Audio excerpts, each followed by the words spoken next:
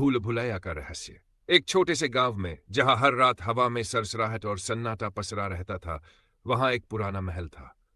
लोग कहते थे कि महल में जाने वाले कभी वापस नहीं आते।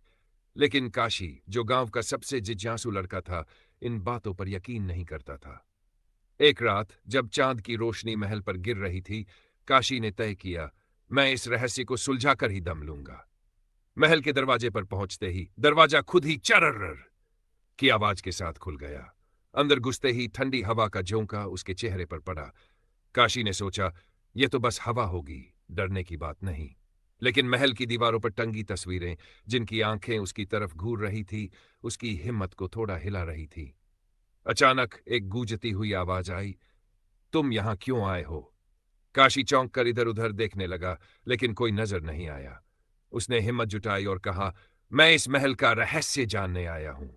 तभी फर्श पर बने एक गोल निशान से धुआं निकलने लगा और एक काली छाया प्रकट हुई। उस छाया ने कहा, यह महल उन लोगों के लिए है जो अपनी इच्छाओं के पीछे भागते भागते भूल जाते हैं कि लालच क्या कर सकता है। तुम क्या चाहते हो?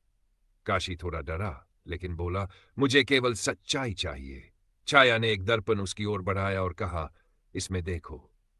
काशी ने जैसे ही दर्पण में देखा, उसने खुद को देखा, लेकिन उसके चेहरे पर एक अजीब सी क्रूरता और लालच था।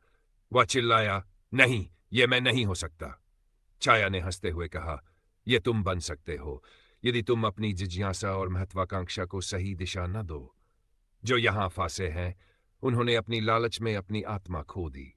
काशी समझ गया कि यह महल एक सबक था, जो लोगों को उनके अंदर छिपे अंधेरे को दिखाने के लिए था।